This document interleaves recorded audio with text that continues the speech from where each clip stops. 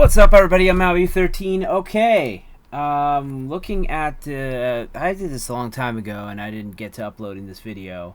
I wanted to put the agent to the test. I shared this a while back, but I'm on MultiOn, and I wanted to plan a detailed trip to Hokkaido, Japan, from Los Angeles International Airport. So I typed that into the prompt and I sent it away to my AI agent. So that's all I did, hands off the keyboard, so to speak. Basically, the AI agent is going online, searching for everything I need. We're going to review what it does and what it shows. It gives updates on the left. So it starts out by doing flights to Japan, as you would expect, specifically the Hokkaido region in the north. So we're looking at that. It's going to give an overview of what it plans out, itinerary, and all that good stuff.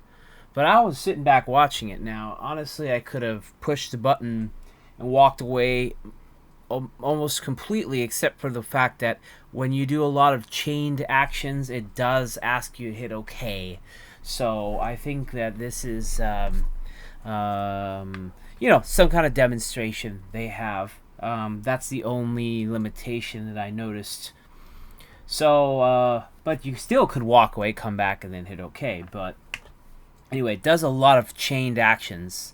So every time it does something, I guess, on the left, it tells you something about what it's doing. So for example, it just scrolled on the screen and said, I'm going to keep scrolling to find more information about hotels in Hokkaido. And it's actually live loading infinite scroll style more information.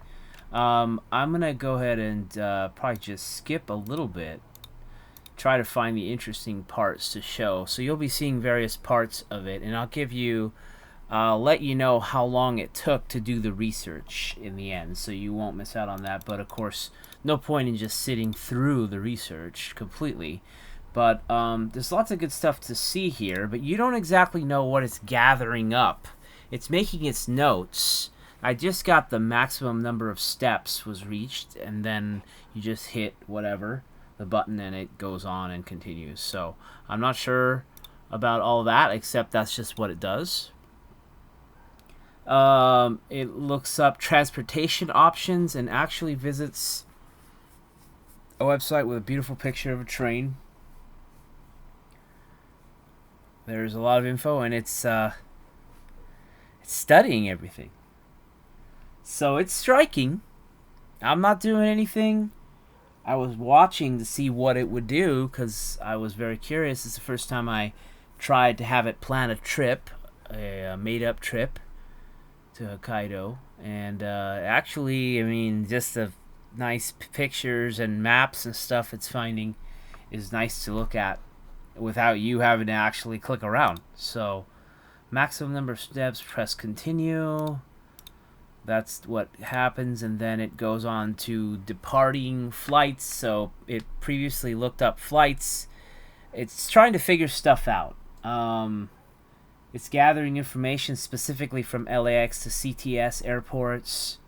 It's entering departure dates and return dates. So it's actually going into the forms and selecting things, putting together a plan. It moves on to hotels. I really didn't give it a lot of restriction, just to see what it would put together. And, it's nice to see what, before you do any research, this is some initial research, you could obviously tell it to do, do it on the budget or make it really grand or whatever you want. But it would be nice to see what it comes up with in terms of, what level hotel, what cost is it, what's the flight running these days, that kind of thing, that endless research that happens normally without AI. But seeing if there's anything interesting in the text, but it goes on and on. So it's actually, what's it doing now? I'm clicking on the See More link to gather more detailed information about hotel options, so it claims.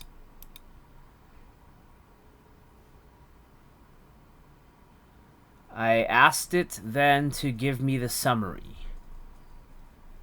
I think it reached a point where it had gathered a lot of information. So now I'm going to show here and go over. Okay, what we're looking at. Let's see here. Let's stop at this first part of the screen. So we have flight booking. Here's a summary of the detailed trip to Hokkaido, Japan from LAX. Departure, day and time, arrival. You know, you depart at noon and arrive at 7 p.m. Flight time is 15 hours, layover 2 hours in Haneda Airport. Costs $960 round trip. Then it goes on to say accommodations.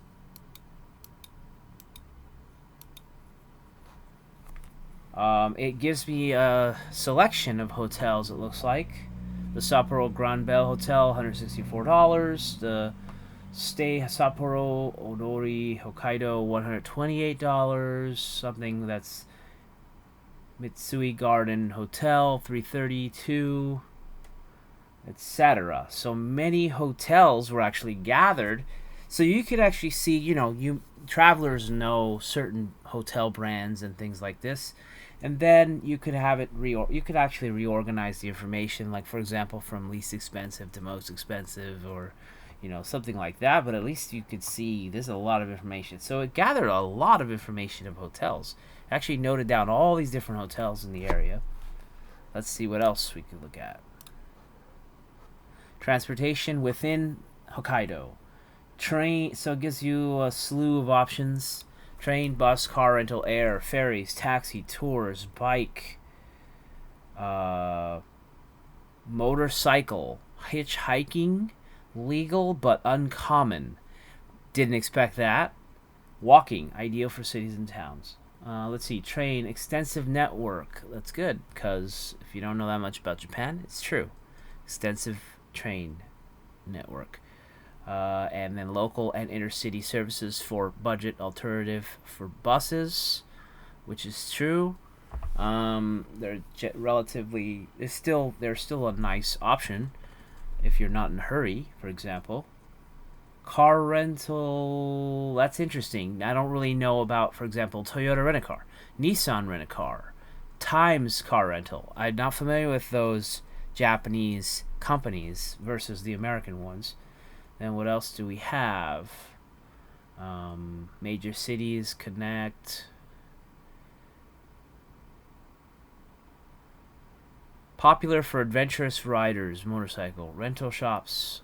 Oh, you can rent the motorcycle in Sapporo. Nice. Okay, itinerary planning. That's where it gets into itinerary.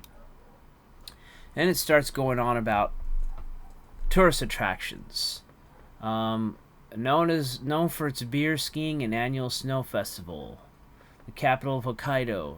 That's nice. You're going to see about the lavender fields, the caldera lakes, canal and seafood, the zoo, famous for unique animal exhibits. That's good. Hot springs, some kind of natural stuff, nature. Let's see here, seasonal events. It's a lot of stuff. A lot of stuff.